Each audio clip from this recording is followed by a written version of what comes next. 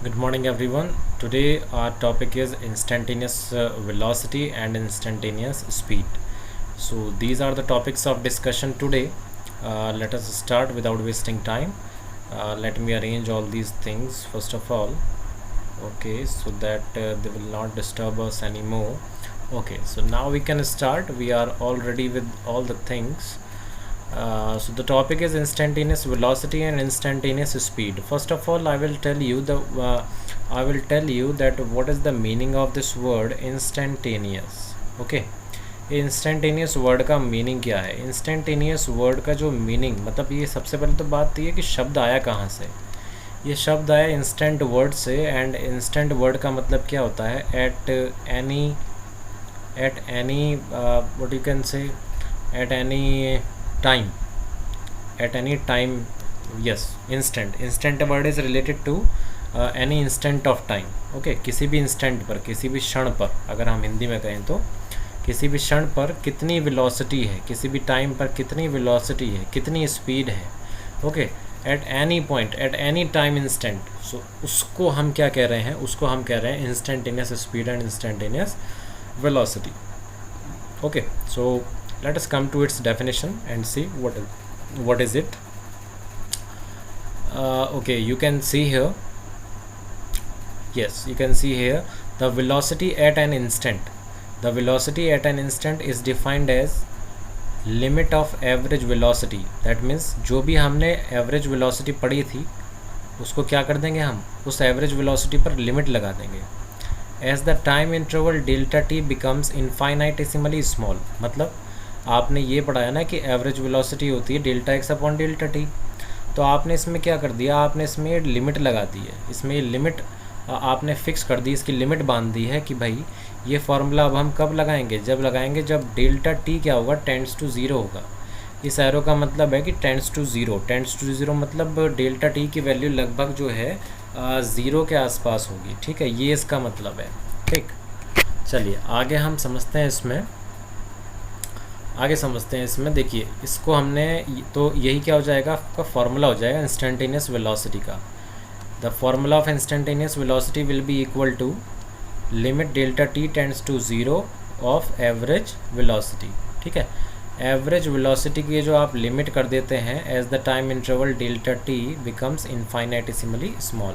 इनफाइनाइटेसिमली small का मतलब है कि बहुत ज़्यादा जब चीज़ छोटी हो जाती है तब की बात हम कर रहे हैं. आप सिंपल वर्ड्स में भी डिफ़ाइन कर सकते हो, इतना कोई खास टिपिकल नहीं है ये कि वेलोसिटी एट एनी इंस्टेंट. किसी भी इंस्टेंट पर जो वेलोसिटी होगी है ना, उसी को हम क्या कहेंगे? इंस्टेंटेनियस वेलोसिटी कह सकते हैं. Very simple it is. ठीक है, अब इसमें क्या था? मैंने आप लोगों को देखिए डिफ्रेंसीशन पढ़ने के लिए कहा था. इसमें अगर ये समझना है तो डिफ्रेंसीशन समझना पड़ेगा आप लोगों को पहले. तो वो मैं पहले ही आप लोगों को एक लेक्चर में करा चुका हूँ. तो वेलोसिटी का, इंस्टेंटेनियस वेलोसिटी का देखिए फार्मूला चेंज हो गया. ये कितना हो गया? dx/dt हो गया. ये वही डिफ्रेंसीशन वाली फॉर्म है जो आप लोगों ने कहाँ पर पढ़ी थी? उस लेक्चर में पढ़ी थी, पहले वाले लेक्चर में. ठीक है, अगर आप लोगों ने वो लेक्चर नहीं देखा होगा तो वो लेक्चर भी देख लेना. उसका लिंक आपको मिलेगा डिस्क्रिप्शन में. एक प्लेलिस्ट होगी. ठीक है, प्लेलिस्ट नहीं होगी, अलग से डिफ्रेंसीशन के नाम से ही होगा.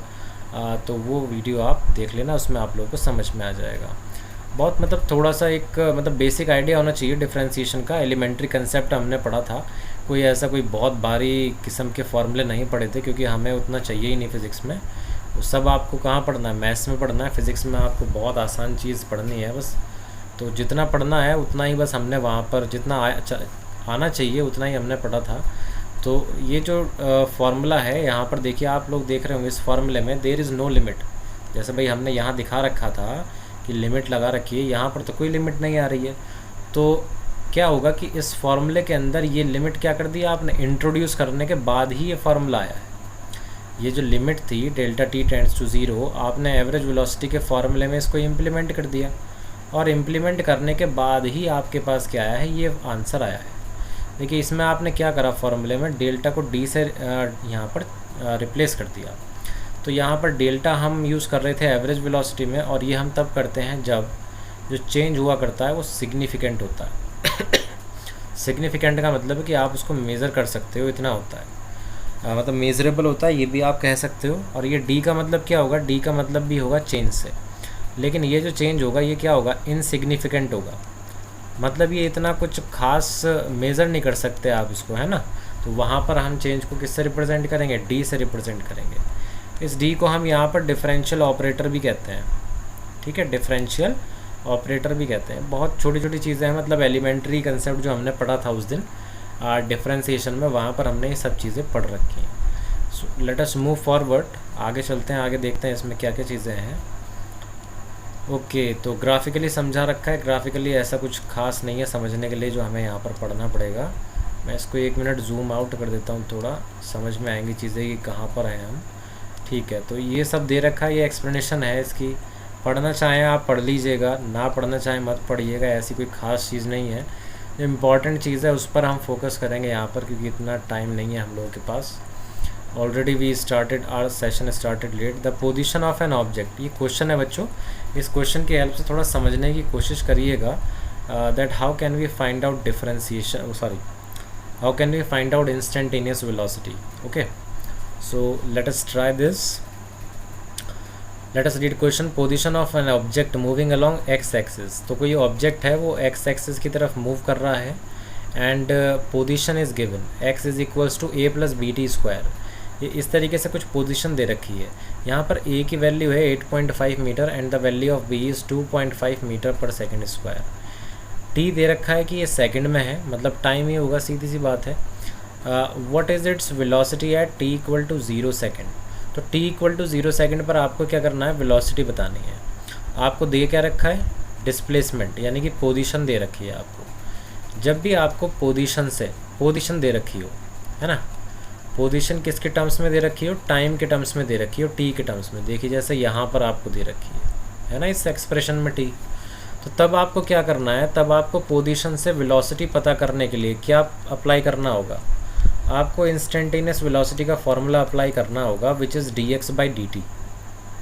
ठीक है, ये फॉर्मूला अप्लाई करना पड़ेगा, इससे जा कर के आपको वेलोसिटी यहाँ पर मिलेगी। ठीक है बच्चों, तो इसके बाद में अभी यहाँ पर देखिए t इक्वल टू 0 पर भी बताना है और t इक्वल टू 2 सेकेंड पर भी बताना है।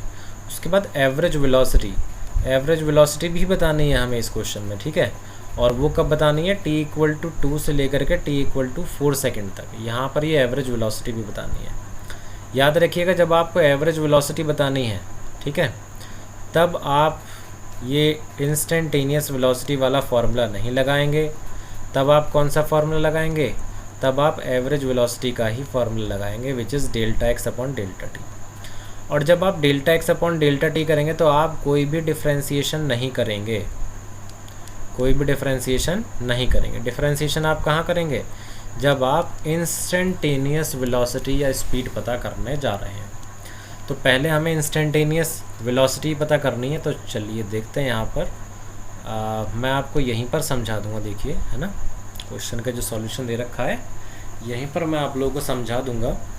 देखिए, इंस्टेंटेनियस वेलोसिटी का फॉर्मूला लिख लिया सबसे पहले हमने, dx/dt। After that you know very well x is equals to, they have given in question that x is equals to a plus bt square, so we replaced this x by a plus bt square। अब क्या होगा यहाँ पर आप देखिए, यहाँ पर हम इसको इस तरीके से लिखेंगे, d/dt of a plus d/dt of bt square, इस तरीके से लिखा जाएगा। अब ये देखिए, आप a के साथ में कोई t आ रहा है क्या, कहीं पर नहीं आ रहा है। If t is not present with a, we will consider a as constant quantity. And remember that differentiation of constant quantity gives us 0। Zero कैसे आया, मैंने बताया था आप लोगों को पहले कि अगर आपको ये टॉपिक पढ़ना है तो डिफरेंशिएशन पढ़ना पड़ेगा, और अगर नहीं पढ़ा तो प्लीज़ वीडियो देख लीजिएगा, तो अदरवाइज़ आप लोगों को चीज़ें बहुत कम समझ में आने वाली हैं। ठीक है, अभी इसके आगे क्या है, b t square, differentiation of b t square, b is constant, उसको तो हम बाहर ले लेंगे, तो d/dt of what we have to do, t square. T square का हमें पता है डिफरेंशिएशन कितना आएगा, 2t आ जाएगा। ठीक, 2t डिफरेंशिएशन आ गया, b हमने बाहर कर दिया था, इसका मतलब ओवरऑल कितना आंसर आ जाएगा हमारे पास, 2bt आ जाएगा। a कांस्टेंट था, इसका डिफरेंशिएशन हो गया 0, और bt स्क्वायर का डिफरेंशिएशन आ गया 2bt। अब यहाँ पर ये 2bt की वैल्यू जो है हम यहाँ सब्सटीट्यूट करेंगे सारी वैल्यूज़। देखिए b की वैल्यू कितनी दे रखी है 2.5, तो 2.5 इंटू 2 कितना हो जाएगा 5। ठीक है, तो आपके पास आंसर यहाँ कितना आ गया 5t आ गया। अब ये आपके पास इंस्टेंटेनियस वेलोसिटी आ गई। इंस्टेंटेनियस मतलब किसी भी इंस्टेंट पर आप कैलकुलेट कर सकते हो। देखो आप t की वैल्यू पुट करो, t की वैल्यू अगर आप 0 पुट करोगे तब आपके पास आंसर आ जाएगा, t की वैल्यू आप 1 पुट करोगे आपके पास तब भी आंसर आ जाएगा, t की वैल्यू आप 2 पुट करोगे आपके पास तब भी आंसर आ जाएगा। तो आप किसी भी इंस्टेंट पर क्या कर सकते हो, आप किसी भी इंस्टेंट पर वैल्यू फाइंड आउट कर सकते हो। ठीक है, चलिए ये बात भी आप लोगों को समझ में आ गई होगी यहाँ पर। तो अब जो है हम क्या करेंगे, वैल्यूज़ रख करके देखते हैं। तो at t equal to 0 we need to find out velocity and you can see that instantaneous velocity is coming 5 into t. So when you do 5 into t and t you replace by 0, what will you get? 0. That's why here we are getting velocity equal to 0. And if you replace t by 2 second, then what will be instantaneous velocity? Instantaneous velocity in that case will be equal to 10 meter per second. Why? Instantaneous is 5t, time we are taking 2 seconds, so 5 into 2 gives you 10 meter per second will be the instantaneous velocity at t equal to 2 second. अब बच्चों यहाँ पर इतना ही नहीं था, इसके बाद क्या था, हम लोगों को एवरेज वेलोसिटी भी फाइंड करनी थी, है ना। तो एवरेज वेलोसिटी देखिए किस तरीके से फाइंड करेंगे हम। एवरेज वेलोसिटी हम लोगों को पता है formula, average velocity is delta x upon delta T. Delta x means x2 minus x1 upon t2 minus t1। अब ये x2 क्या चीज़ होगी, ठीक है ना, ये x2 क्या चीज़ होगी ये आप लोगों को देखिए मैं आपको पहले क्वेश्चन 1 मिनट के लिए पढ़वा देता हूँ। यहाँ पर आपको ध्यान होगा कि जो क्वेश्चन था उसके अंदर आपको दे रखा था average velocity you need to find out between these 2 time, 2 second and 4 second. ठीक है, अब इसीलिए हमने यहाँ पर देख रहे हैं जो मैं बता रहा था ना यहाँ पर ऐसे लिख करके कि x2 minus x1 is upon t2 minus t1, this is the formula. तो यहाँ पर ये क्या चीज़ है भाई, ये x2 ही तो है and this is what x1। भाई ये ब्रैकेट में 4 क्यों लिखा है, because at t equal to 4 we are calculating and this we are calculating at t equal to 2 second. अब ये वैल्यूज़ कैसे आ गई आप देख रहे हो यहाँ पर, ये a प्लस 16b, उसके बाद यहाँ आ गया माइनस a माइनस 4b। तो ये ऐसे आ गया कि x इज इक्वल्स टू कितना था आपने पढ़ा था bt square, a plus bt square.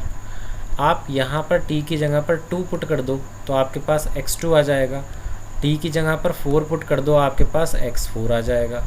ये दोनों वैल्यूज़ आ जाएंगे आपके पास, तो आप लोग उन वैल्यूज़ को यहाँ पर लिख देना, यहाँ पर लिख देंगे। अपॉन में क्या आएगा, टाइम का डिफरेंस आएगा 4 minus 2 which is equal to 2 only. So average velocity we are getting after solving, we will get 6b, and what was b? It was 2.5. So 2.5 into 6 gives us 15 meter per second. तो average velocity जो आएगी यहाँ पर निकल करके वो आएगी 15 metre per second, जबकि इंस्टेंटेनियस कितनी आ रही थी, 10 आ रही थी, कितने पर, 2 सेकेंड पर, और 0 आ रही थी 0 सेकेंड पर। एवरेज वेलोसिटी जो कैलकुलेट की है वो हमने 2 से लेकर के 4 सेकंड तक के बीच में की है। ठीक है, तो ये था कुछ तरीका मतलब कैलकुलेट करने का कि how can we calculate average velocity and instantaneous velocity. तो ये चीज़ आप लोग रिवाइज़ करिएगा इसमें, ठीक है, और ऐसे ही क्वेश्चन करने की कोशिश करिए। You will get so many questions based on the same topic. ठीक है, उसके बाद what we have next is acceleration, and I hope we should start acceleration in next video, in a new video।